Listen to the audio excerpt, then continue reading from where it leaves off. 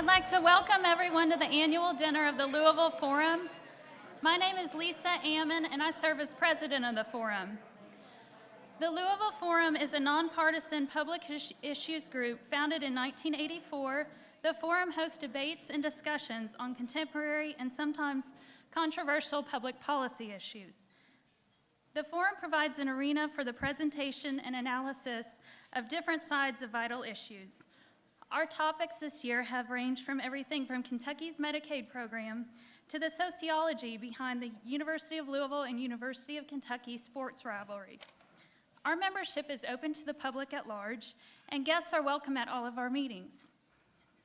Your yearly membership fee is $260 and allows you to attend all of our monthly meetings and the annual dinner. We meet on the second Wednesday of every month at Vincenzo's at noon. As part of your membership, you can send someone in your place if you're unable to attend. Our March begins a new membership year, so if you would like to join, we do have ways to register you this evening. If you're interested in joining, please see Barbara Albert, who is our membership chair, and she's at the back table there. One housekeeping note for our members: our board elections are this evening, and we will be closing those shortly for dinner, so if you would like to make your selections, we would encourage you to do that now and turn in your ballot, and there's a table outside to do that. Another housekeeping note: there are questionnaire cards on every table, and as the program goes along, please feel free to write down questions. Two of our board members, Dan Hartledge and Tom Vander Rostein, will be picking up the question cards throughout the evening. Joe Arnold, another board member, will be asking questions following the program. I would like to take this opportunity to thank our sponsors this evening, Kentucky Living Magazine and Mountjoy Chilton Medley. So we'd like to thank you all for sponsoring.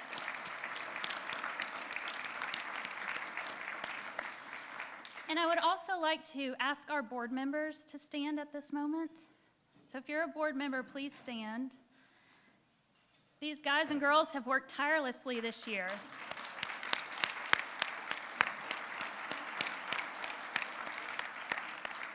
So thank you for giving of your time and talent to make sure the forum is well run. Okay, and now I believe we have Linda Johnson, who's Director of Membership.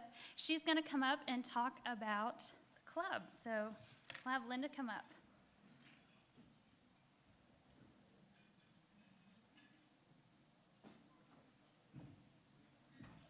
Thank you so much. Good evening, everyone. It is such a privilege to be able to offer greetings from this wonderful university club, of which I've been a part for over 26 years. We're very, very proud of the club, and you make us proud. You make us very proud that you chose our location to bring this wonderful event to tonight. I wish you well tonight in your dinner service, and everything that happens here at the University Club is a reflection of the great quality that we offer. And you can be a member. I've run into so many of our members, and it's such a delight to see you all and see you part of such a wonderful group. But I do want to say that you all are welcome to become members of the wonderful University Club. I only have do I have another second? I have in place right now the most wonderful membership promotion, and I simply ask that you call me. If you call the club and you ask for Linda, you're going to get me. I'm the only Linda that's here, that's been here for a very long time. So when you call me, I'm going to have you come out and join me for lunch and talk about membership in the best, the finest club that you'll find around, with reciprocity with clubs throughout the U.S. and some abroad, even reciprocity with the U of L Golf Club. So we have a lot to offer, but the most important thing to me tonight is that you're taken care of here at our club. And I do offer my greetings on behalf of our general manager, Bill Rothballer, our assistant manager, you probably met Mr. Risen, who's with you, our staff, our chef. We want you to have a wonderful time and remember the University Club from now on. Thank you so much.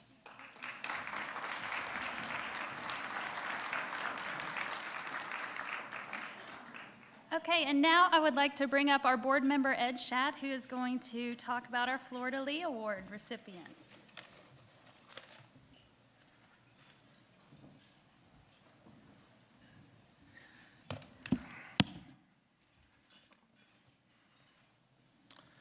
Good evening. Let me begin my time up front tonight by thanking Lisa Ammon for two things.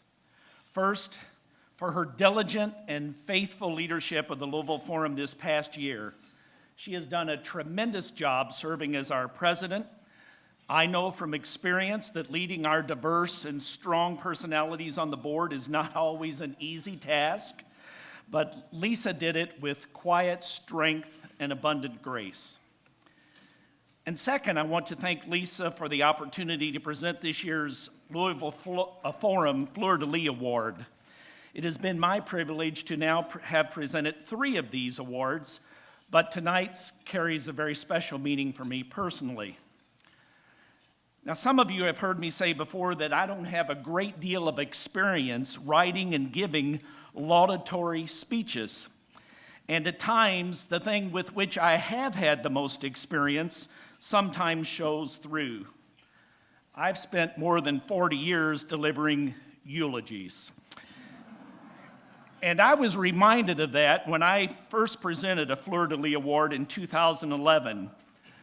We honored a civic leader who spearheaded one of the signature building projects in downtown Louisville. And as I was the only board member who knew him, I was asked to present the award. Following the presentation, as we returned to our table, his wife leaned over to me and asked if she could have a copy of my remarks, adding, "Ed, that was just perfect. I want to have a copy for his funeral." I am very pleased to tell you that 6 years later, they are both alive and well. And hopefully, those words of mine will go unrepeated for many more years yet to come. I have to also tell you that I started writing these remarks this past Monday evening while I was watching the University of Louisville men's basketball game at Syracuse. And as I thought about what I could say to start out, I was vividly mindful of how much more excited more of you would be tonight if Ryan McMahon was here at the podium instead of me. We learned painfully last week how Coach Pitino feels about missing curfew. So Ryan couldn't be here tonight, and hopefully he's in his dorm room where he's supposed to be, resting up for the Cards battle with Virginia Tech this coming Saturday.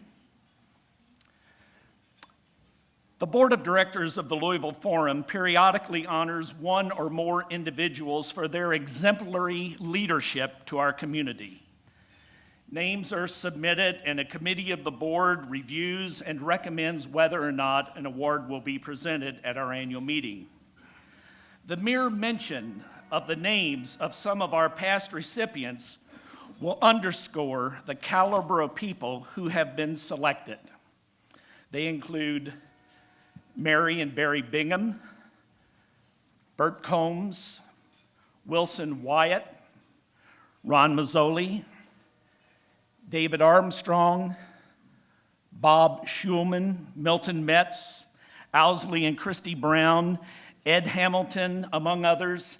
And of course, for those of you who were here just a few years back, the late Sam Swope, who absolutely stole the show when he was honored 3 years ago. He had everyone's rapt attention, and it was one of the highlights of the evening. Well, tonight we honor 2 people who have demonstrated exceptional personal leadership and a tremendously generous spirit of philanthropy over the years. What is most exciting for me in honoring them tonight is that they show absolutely no sign of slowing down or lessening of their commitment to our community. If anything, they're always looking for new opportunities to be of service. In fact, if any of you are readers of Insider Louisville, they published a list yesterday of the 100 most influential Louisvillians. She outpaced her husband by 4 names, and they both far outpaced the governor and the archbishop.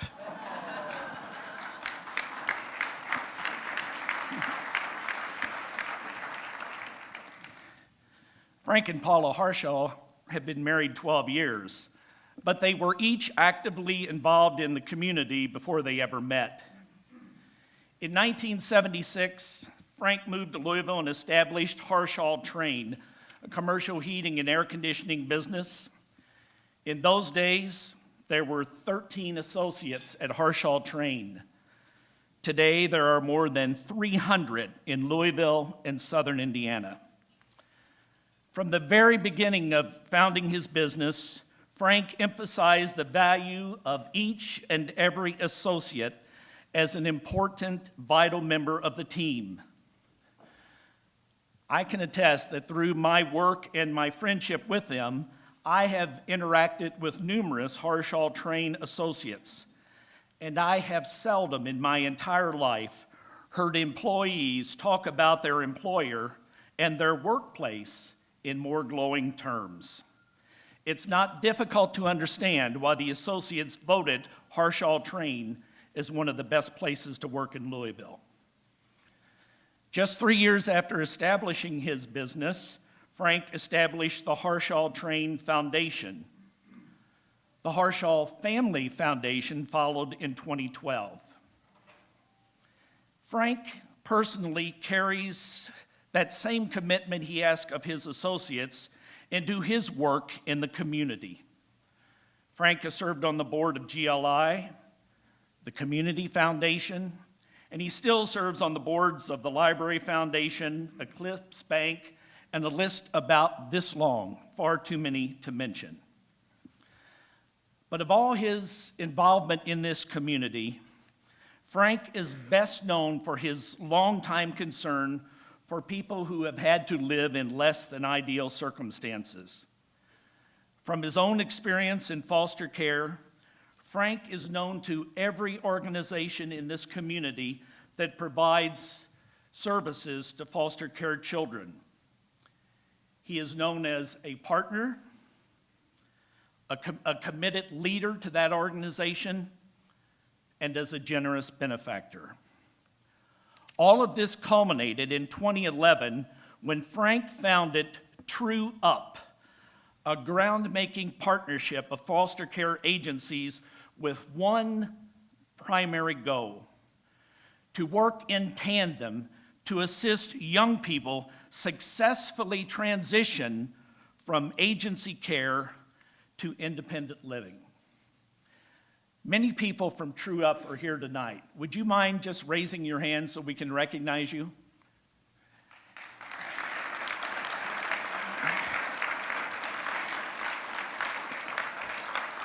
But it's not just the people from True Up that are here tonight.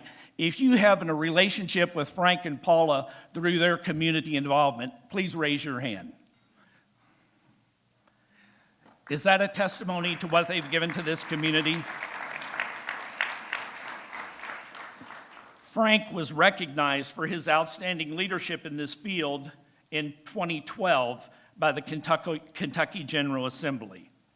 In addition, Frank has been actively involved in United Way, both locally and nationally, the Family Scholar House, and a host of other social service agencies in our community. Paula, and don't forget, she outranked Frank by 4 names. Paula's commitment to service extends the Harshaw reach to additional areas in our community, including the DePaul School, where she has been actively involved for many years, and where she and Frank provided the lead gift for their Performing Arts Center. Paula also has a longtime commitment to hospice, where she served on the board of directors and where their generosity enabled hospice to expand and renovate their inpatient wing. Paula also served on the board of Kentucky Opera for many years, more than a decade, filling a variety of leadership positions, including prodigious fundraiser, and she still serves as a co-chair of their honorary council. 2 years ago, when the opera's executive director, David Roth, died unexpectedly, Paula and Frank provided a leadership challenge gift to honor David's work. Currently, in regards to Paula, I'm most happy to say that Paula serves on the board of directors and the executive committee of the Louisville Orchestra, as well as on the board of directors of the Association of the Louisville Orchestra. For the past 2 seasons, Harshaw Train has served as title sponsor of our family series, and Frank and Paula annually sponsor the orchestra in performance at the Christmas concert at their church, Broadway Baptist. Their support in the arts continues to other organizations as well: the Fund for the Arts, the Louisville Ballet, the Speed Museum, the Kentucky College of Arts and Design, and more. Twice in the past 3 years, I was honored to sit at Paul and Frank's table when they were recognized as Philanthropists of the Year, first by Hospice and then by the Association of Fundraising Professionals. I suppose what most impresses me about Frank and Paula's leadership in our community, as well as their philanthropy, is that the two always go hand in hand. They don't just write checks, but they each get their hands dirty in the nitty-gritty of organizing, working with, and enabling people and institutions to be successful in meeting their goals, especially for those to whom the Gospel of Matthew refers to as the least of these. Because of their shared commitment to improving the lives of all people, and thus our shared life as a community, tonight the Louisville Forum presents its 2017 Fleur-de-lis Award to 2 truly deserving community leaders, and I am very proud and thankful to say, my friends, Frank and Paula Harshaw.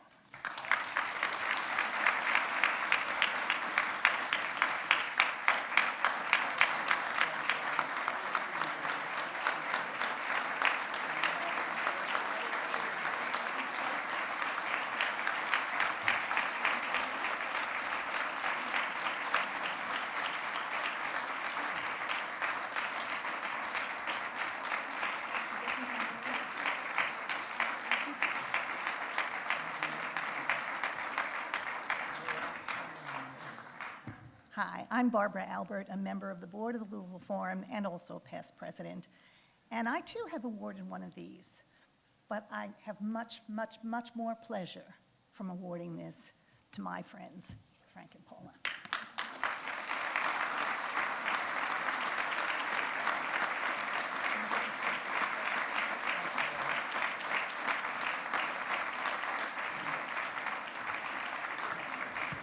Well, Ed told me tonight, just before he got up to make this award, that we had some time on the schedule for Paula and I to say something. I just noticed he used all that time up. And but I'll have to say, in that mention about the influential people, and there are a number of them in this room tonight, as a matter of fact.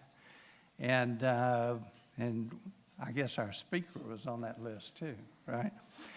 But I came home and I had the list, and I showed it to Paula, and I said, "Thanks for dragging me onto this list." So, but there is something that we'd like to say. And that there are a lot of people sitting in this room that we worked with. And about this award, the way we feel about it, we're getting the award, but all the people that support us, and I'm going to tell you, Paula calls it the village.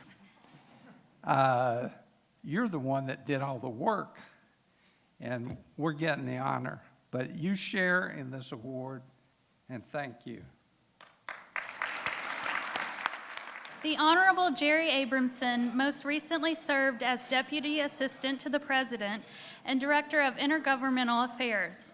In that role, Jerry oversaw the Obama administration's domestic agenda with state, city, county, and tribal elected officials across the country. Jerry took on the role of Director of Intergovernmental Affairs, having served in state, city, and county governments in Kentucky.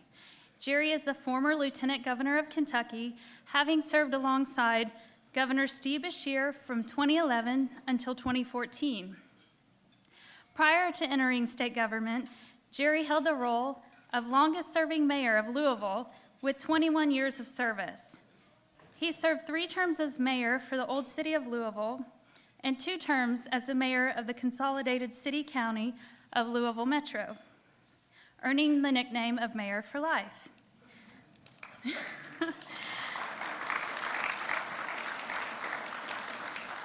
During his time as mayor, Jerry was the president of the United States Conference of Mayors. Jerry started his public service as an alderman of the city of Louisville for 2 terms, and thereafter as counsel to the governor of Kentucky, John Y. Brown, Jr. In the private sector, Jerry practiced law with Greenbaum, Dahl, and McDonald, and thereafter with Frost, Brown, Todd. Throughout his career, Jerry has taught classes at the University of Louisville School of Law and at Bellarmine University. Jerry received his bachelor's degree in business, economics, and public policy at Indiana University, where he chaired the state's college students for Robert F. Kennedy's 1968 presidential campaign. He received his JD from Georgetown University Law Center, where he was a member of the Senator's Law Journal. Jerry and his wife, Madeline, have 1 son, Sidney. Please welcome the Honorable Jerry Abramson.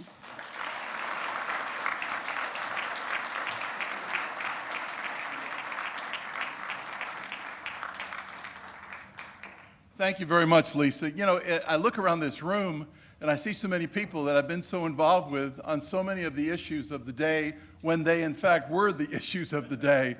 And when Lisa starts talking about Robert Kennedy's campaign, all of a sudden you begin to realize that wasn't yesterday. It's great to be back once again. It's great to have an opportunity to talk a little bit about the experience that I had in Washington. This organization is one, I think, of the most important organizations we have here in Louisville.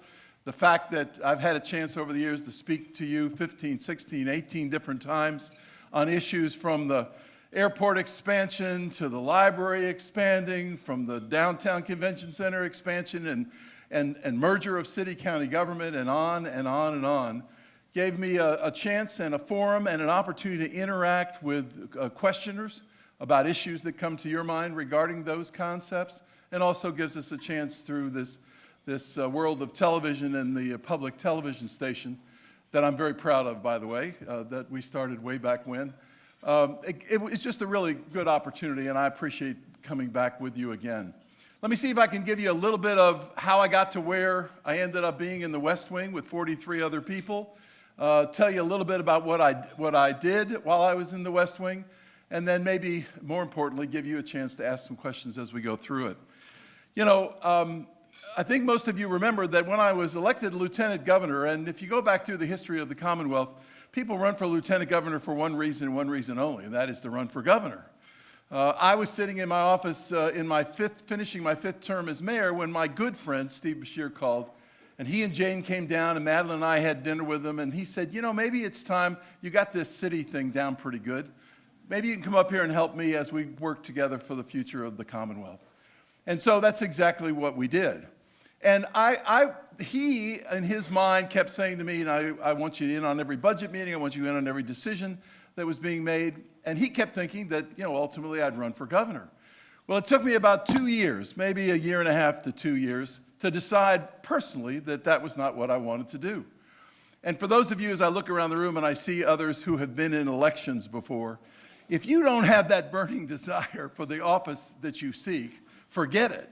Because the ability or the time that it takes, especially in a statewide race, to raise millions and millions of dollars, just when I was running for lieutenant governor, was 4 hours a day of literally dialing for dollars and asking people to give.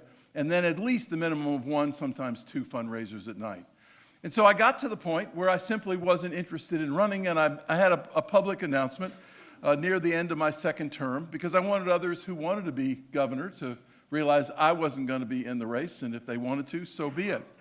So that literally focused my attention for the next year on economic development with the governor, as well as education. And lo and behold, as I was looking at the potential of what I was going to do next, the phone rings. And the phone rings from the White House, and I get a call from the individual who held my position. And he said, "I'm leaving." And I said, "You can't be leaving the White House. You've been a wonderful contact for all the mayors around the country." And remember, I started with Ronald Reagan when he was president, so I have dealt with my position in multiple administrations often. And he said, "Well, I got little kids, and I got a real opportunity to take this Rolodex of all these mayors and all these governors that I know, and I'm going to go to Wall Street, and we're going to do public-private partnerships, and I'm going to make 7 figures, and I'm leaving."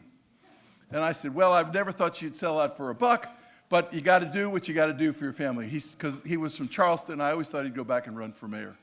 So I said to him, as he was getting off the phone after our conversation, I said, "Hey, you got any of those big-time jobs with 7 figures, that pay 7 figures, you be sure and let me know." Well, about 3 days later, I get a call from the White House saying, "We understand you're interested in working at the White House." I said, No. I got a job, I got another year, I got a desk, I got a chair, everything's fine. And they said, no, you got to come up and give us a chance to talk you into coming in for the final 2.5 years of the administration. I said, "Look, as mayor, I have dealt with, as I said, President Reagan, President Bush, President Clinton, President Bush, and now President Obama, and you guys never listen. You just simply lecture all the time to local and state officials, and I don't need to do that. I told them again, I got a job, I got another year, I'm fine." They said, no, it's very different, come on up. So Madeline said, "Why don't you at least go up and give them a chance?" So I went up to the White House, and literally with Dennis McDonough, the chief of staff to the president, it was a beautiful day, and we walked around the Oval in the South Lawn, and he talked about what the job was about. And I kept saying to him, "Dennis, you guys never listen. You just never listen." And he said, "It's going to be different, it's going to be different." And then I had lunch with Valerie Jarrett, and we talked about the job, and she said, "This is what it's about." And I said, "The real problem I have, Valerie, is you all never listen." So finally, everybody keeps telling me that it's a different day, there's not going to be a domestic issue that comes before the White House, that if you want to sit in that room and be a part of the decision-making, you can join that group, other than in the Oval. You got to be invited into the Oval. And so I came home and I said to Madeline, if in fact what they're saying is true, there's a real opportunity to take 21 years as mayor, and then 8 years of that was a mayor county, and also with my experience as lieutenant governor, and maybe add some value to the White House. And about 3 days later, the phone rings, and it's the President of the United States. And he said, "Jerry, I need you for the 4th quarter." Now, this was right after the Seattle game. Remember the NFL game where in the last second of the game, switched as to who ended up winning? I can't even remember, but I remember Seattle was in the game. And he said to me on the phone, lots of things happen in the 4th quarter, such as this NFL football the big game, Super Bowl game.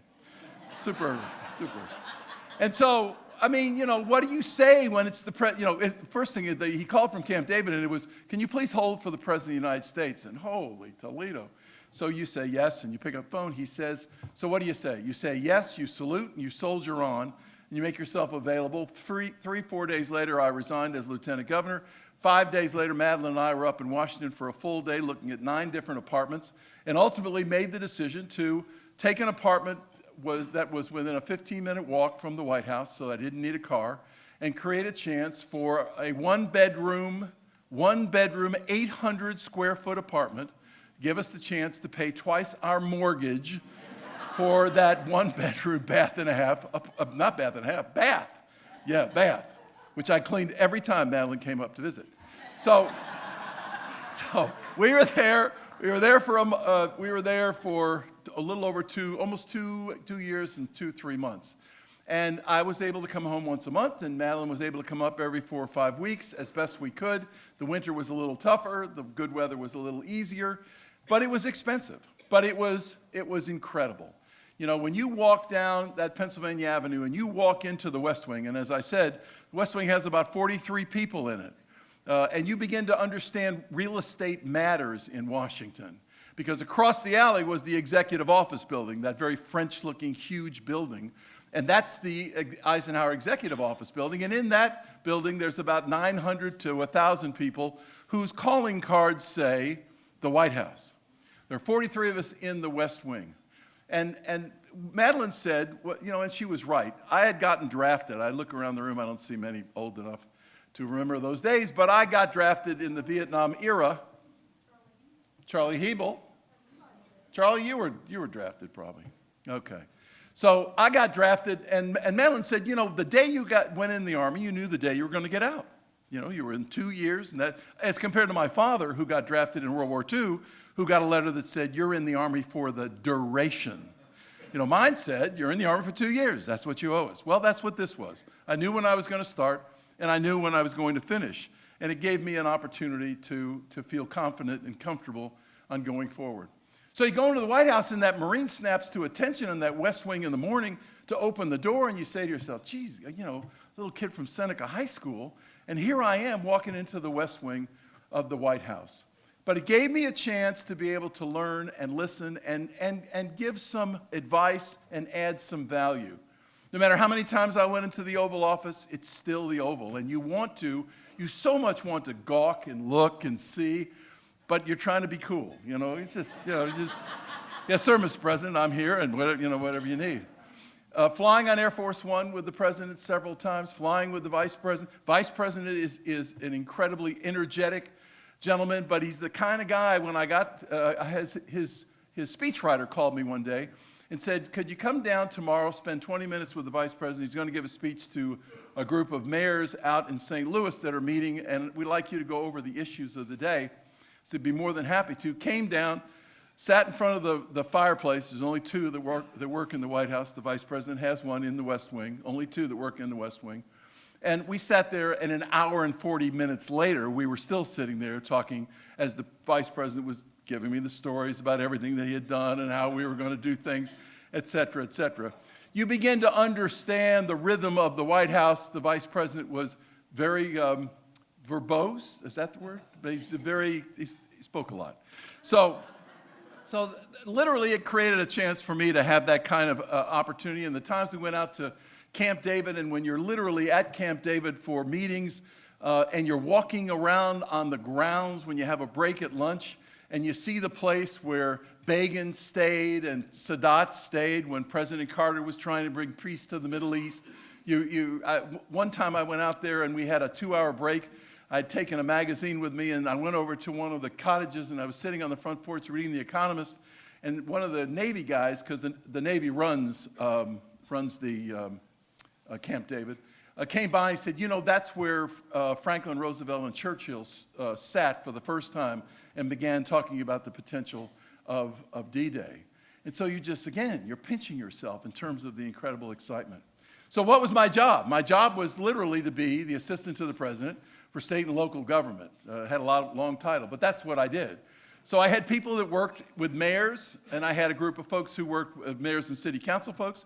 I had a group that worked with counties, and I had a group that worked with state legislators and the National Governors Association.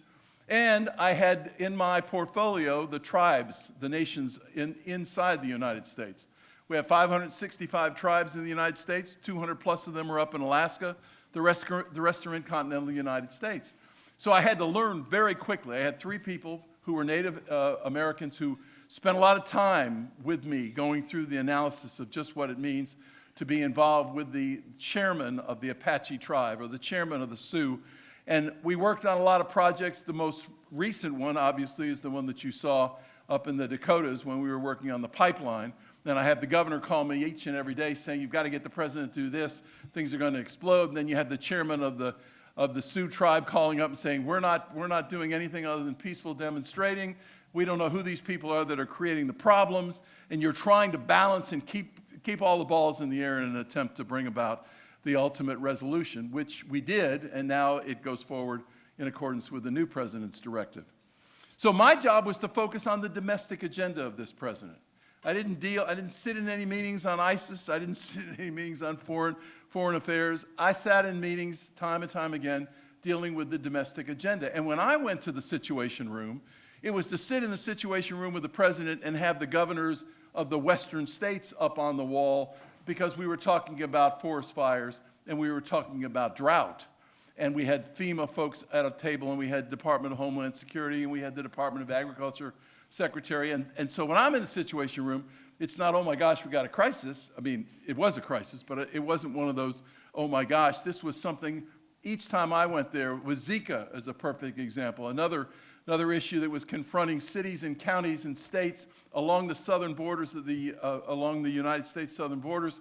And I set up a CDC conference in Atlanta, and we had all the governors first in the Situation Room, talking to them about what Zika was about, talking to them about the importance of getting their health departments engaged, talking with them about how important it was to get the vaccine development started, which we couldn't seem to get the Congress to move forward on. And ultimately then, from there, we went to Atlanta, had the CDC meeting, and got everybody up to speed once we knew as much as they could at that time explain to the governors and the metropolitan boards of health about how to be prepared. We worked on things like minimum wage. You know, the president, you talk about timing.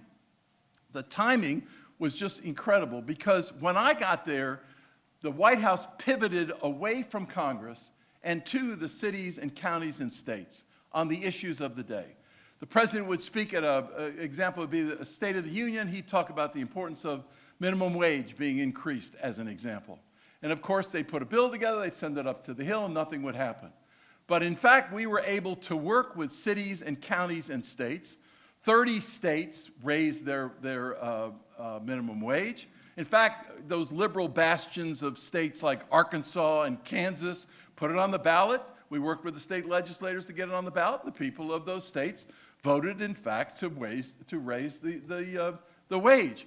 That's the job that I had, to work with those kind of organizations in the state legislature in that case, and with the governors of some of the states, to move in the direction of minimum wage. Another was the community college. You remember the president at the State of the Union said, one of the great things about America is public education, and public education over the last 100 years, which has been free, has kept this country strong. And the president went a step further and said it's time to take an additional 2 years of free education, the community college system. Give individuals a chance to get a 2-year associate degree and be a nurse. Get 2 years under their belt for free, and then go on to a 4-year university. Or make some big money and become an electrician or a plumber or a welder with a certificate in 6 months, and you're rolling.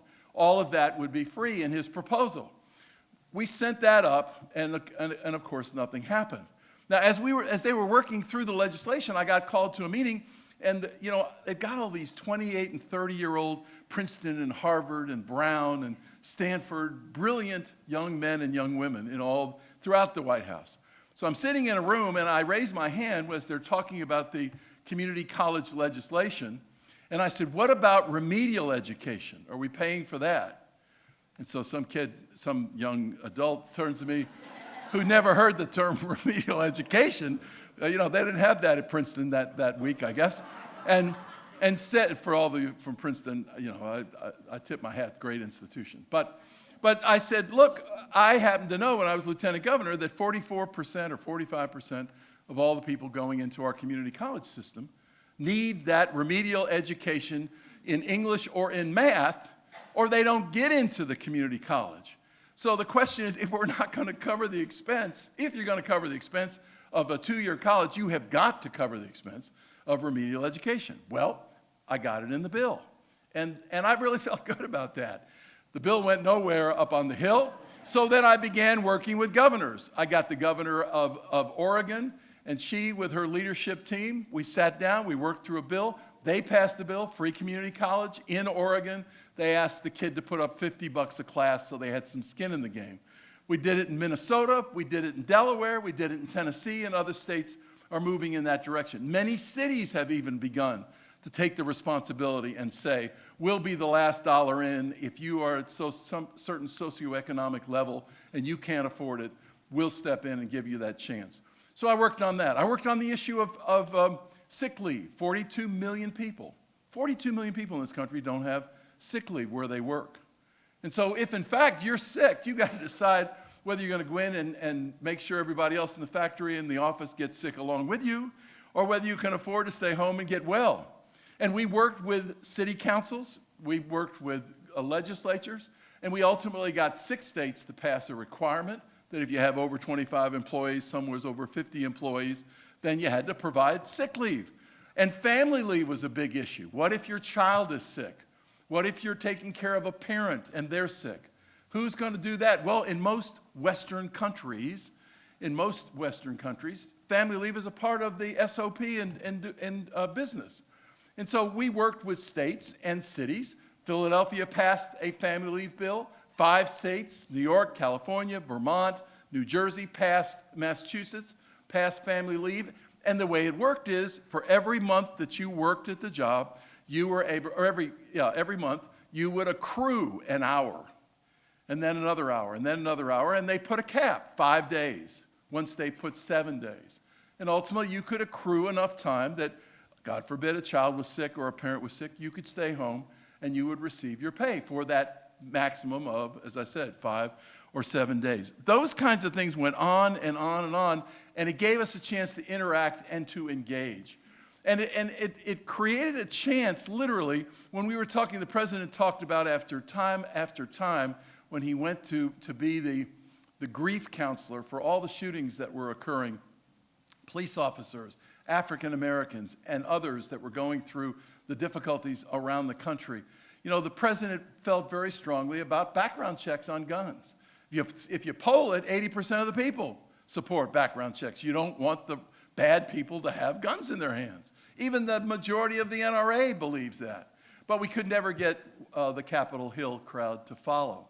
So we went to states, outdoor states like Oregon, like Colorado, and we worked with their legislators and we worked with their governors. The governor of Colorado is a great friend, was the former mayor of Denver, now the Governor Hickenlooper, and they passed a requirement for a background check, which seems so reasonable, and yet those were the things that we had to time and time again work on. So the bottom line is, and I don't know how much more time I've got, but I would suspect it's time to end. The bottom line is that, and I could go on, I could talk about infrastructure and the investments that we had proposed and how to pay for them up on the Hill.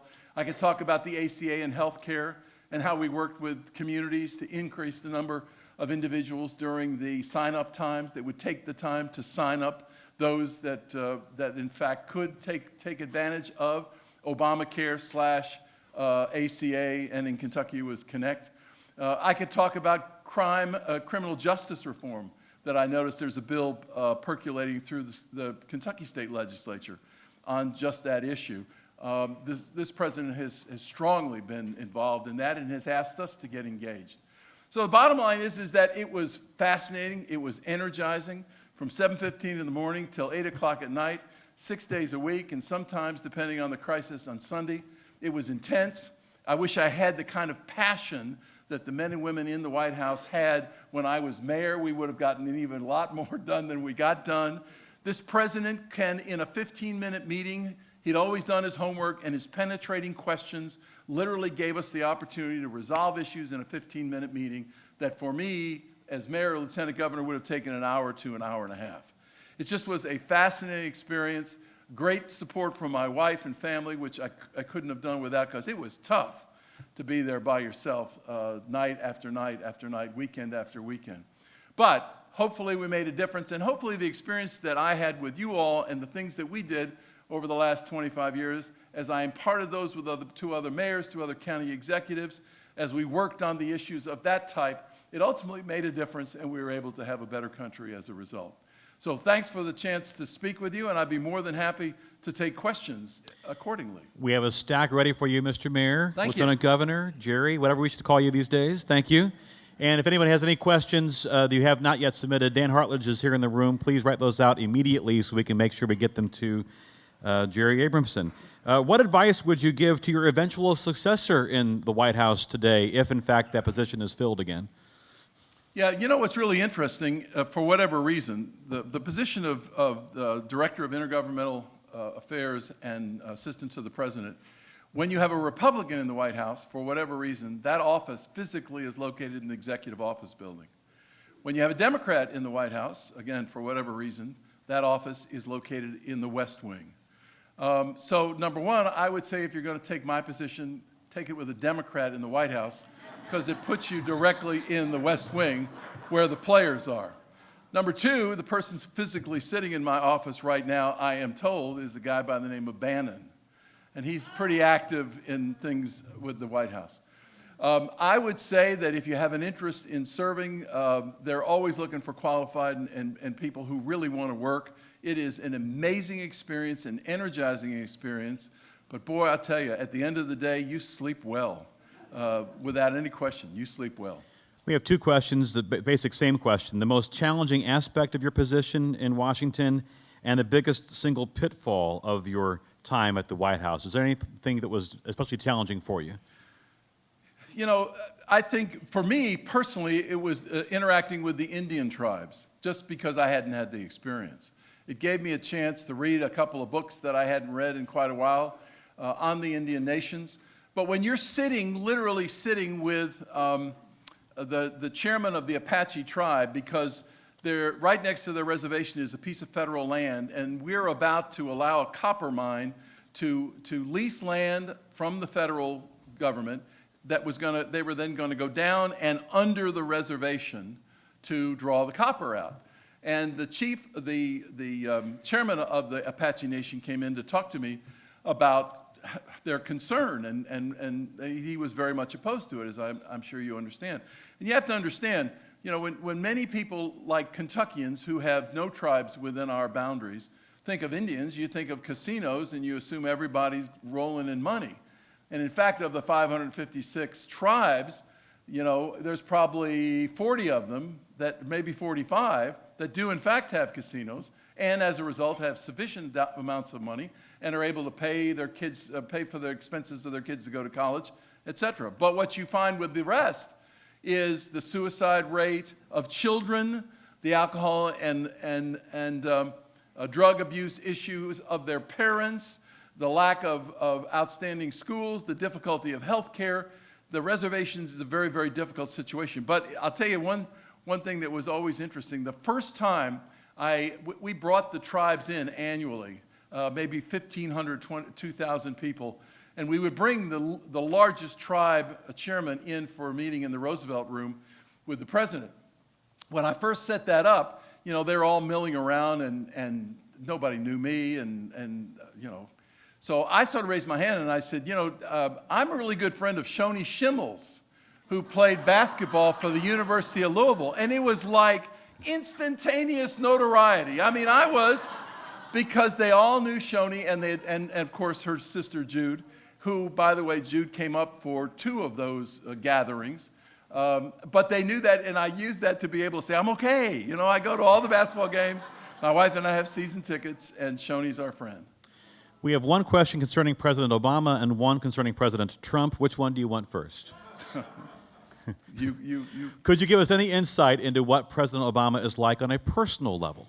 You know, he has a tremendous sense of humor. It's dry, but it's a tremendous sense of humor. He's able to focus, as I said. He does his homework. I got the same memos he got to take back to the private quarters that he would have to prepare for the next day. I got copies on my computer that these were the issues that he was going to be asked about. Some of them were memos just telling him this is what's going on. Some of them were memos at the bottom that said agree or disagree. And then there was one that says I need more information. So he was extremely bright. I mean, I don't have to tell you how articulate he was. But I remember one time last year when he took his 10, 12-day vacation during the holidays in Hawaii. And as soon as that, you could see my office was right over the Oval. So I could look out my window and I could see Marine One take off or land off the South Lawn. And when you saw him taking off, that's when I moved toward National Airport to go home. So it was holiday, came home, spent Christmas here in Louisville. Saw him when I got back, he got back. Saw him about a week or two later, and I was walking through the Rose Garden. He was coming back from the quarters into the Oval. He said, "Jerry, how's it going?" I said, "Mr. President, you took a week and a half off for your holidays." I said, "I went home. I said, I slept in my bed with my wife. I said, I sat on my porch. I drank my bourbon." And he stopped me and he said, "Doesn't get any better than that, does it?" So he was great. And constantly telling you that you're doing a good job, whether you are or not, I don't know, but constantly trying to build you up and give you confidence that he's relying on you and he's hoping that you're doing it right and he's expecting you to do it right. On Donald Trump, if you could give one piece of advice to the president, what would it be? You know, as I told, you can imagine what the White House was like the day after the election. And if you can't imagine it, you ought to go back through the New York Times and the Washington Post that had a picture of about 15 of us out on the Rose Garden when the president came out to speak and talk about the sun would come up the next day and that we were going to make this transition work smoothly because President Bush had been very kind to President Obama and had the transition in a very smooth structure. And so, you know, these young people, especially ones who had worked on trade, who had worked on the environment, things that they had been involved in for so long and were so concerned about, they were in tears. You know, they didn't know how to handle it. And I guess what I said to them, I would say to all of us, and that is we have one president, he's going to be there for 4 years, and we want him to be as successful as he possibly can be. You know, I mean, you pray for him every night. The bottom line is you want him to be as successful as he can be. Having said that, you also have to hold your elected officials accountable. And so the idea of keeping up on the issues, supporting and applauding when you believe he's right, reaching out and saying, "I disagree," and trying to carry that message to him and to others around him is so important. And it's all a part of what Louis Brandeis meant when he said the number one highest political position in America is the position of citizen. I mean, that's us. And I agree with that. And it's for those of us who are disagreeing with the president, we need to be advocates and we need to be articulate about it and have our facts together. And for those, when he's right and when you believe he's right, you need to support him as strongly as you possibly can. While Lieutenant Governor, you chaired a tax reform commission, which after a lot of public discussion and deliberation issued many possible or potential reforms. The recommendations never, however, achieved much traction. Why wasn't that report given more serious consideration, and would many of those proposed reforms still be pertinent today? Yeah, we came out with 54 recommendations. We had a blue ribbon task force of men and women, small business, large business, banking, coal, farmers, et cetera, Louisvillians, people from out in the eastern part of the state, western part of the state. It really was a good cross-section that the governor and I think, picked the individuals to serve. We put out 54 recommendations. I've testified several times before the House and the Senate. 3 or 4 of them were, in fact, accepted, but the remaining 49 or 50, many of those I think you'll see, if I had to bet, I think you will see again, because we really thought I think we thought it through exceptionally well. And we had very conservative people on this task force as well as very progressive people. And we developed a consensus. We didn't always agree 100%, but we developed a consensus. And I mentioned to one of the state senators, happened to be my state senator the other day, when he was up in the White House for a meeting, to be sure and dust that off and look at it before you start setting up a whole new game plan, because it can give you a predicate upon which to build the ultimate tax reform bill. A reporter's prerogative, a former one, as a follow-up to that, were you surprised by Governor Bevin bringing up an increase in tax revenues during the State of the Commonwealth, and would you support that? Well, I am one, you've seen the mayor talk a lot about the program that says, I'm willing to pay a little bit more on sales tax when you tell me what the project is, if I agree with the project. Many states have that. I think there's a term that they use. Local option? Local option, lift, something like that, yeah. So I am a believer.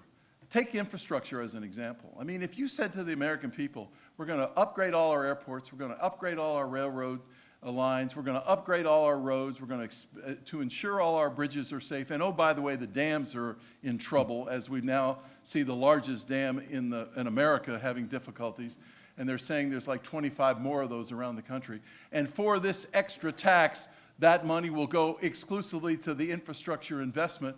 I think there'd be an awful lot of people that would move in a positive way and say, yeah, I feel very comfortable in paying more to be able to receive the ability to move goods and services, to have better protection and safety for the homes around the dams, and to have the airlines and the railroads, et cetera, expand safely for the future of America. This question presumably has to do with the KFC Yum Center. The questioner writes, there has been a complete bait and switch with the funding and the city's financial contribution. Please discuss this along with the sweetheart deal or sweetheart lease for U of L. Well, I don't know about the lease, but I will tell you, I don't know what the bait and switch means. When we sat down and negotiated what the city was going to put in, we knew the amount of money we were going to put in. It was about $9.6, $9.8 million annually. And for that, we saw the expansion that was going to occur in businesses, jobs created, restaurants, et cetera, hotels, et cetera, et cetera. As you remember, that all came about right when the recession hit in 2008. So when Goldman Sachs developed their game plan in terms of the revenue stream, that tax increment district that was to be in an area around the convention center, you know, tax increment financing, today, before it's built, you maybe get $2 from that piece of property in taxes, and anything you now get, now that it's worth more, you might get $4 or $5. That extra $2 or $3 would go to help pay off the debt.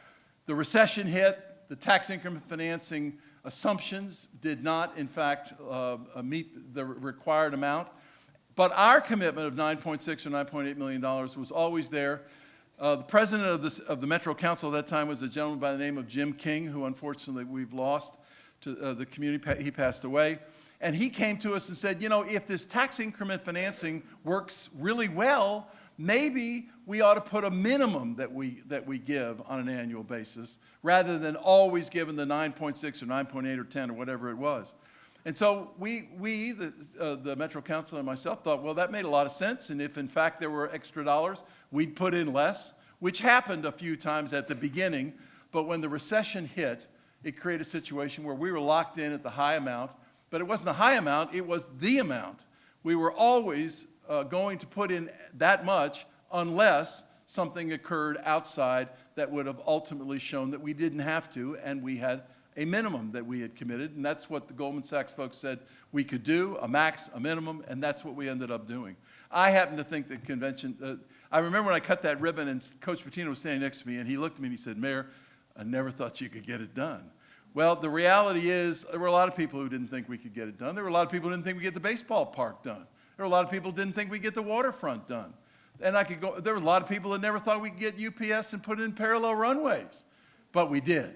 And there's 29,000 jobs and 178 businesses that have come into our community as a result of the parallel runway and the UPS expansion with $2 billion invested out there. So, you know, the circumstances of the deepest financial recession this country had experienced since the Great Depression played a major role in some of the difficulties that we're now going through, but it looks like everybody's at the table, and if you're at the table, you can get this thing resolved. It's too good of a facility, and it means so much to the community as a whole to do anything other than work it out, and let's go forward. We have one last question. Before I ask that, welcome home. Thank you. We look forward to seeing you at the Louisville Forum at more of our appearances coming up. Sitting out there. Yeah, exactly. Yeah. Or back up there. It's up to you. You mentioned being drafted earlier. We have one questioner saying, would you accept or take a draft to run for governor in 2019? No, as my wife has made very clear to me, we will not see Jerry Abramson on a ballot again. But I thank the one who was wondering about that, and I had a wonderful experience as a council member for 2 terms. I had a wonderful experience as mayor for 21 years. I had an outstanding experience with Lieutenant Governor working with Governor Beshear. And the coup de grace, the icing on the cake, the cherry on the icing was almost 2.5 years with an individual that I truly believe history will show was one of the great presidents of our time, and I had a chance to work with him. So thank you all very much, and thanks for the opportunity to be with you.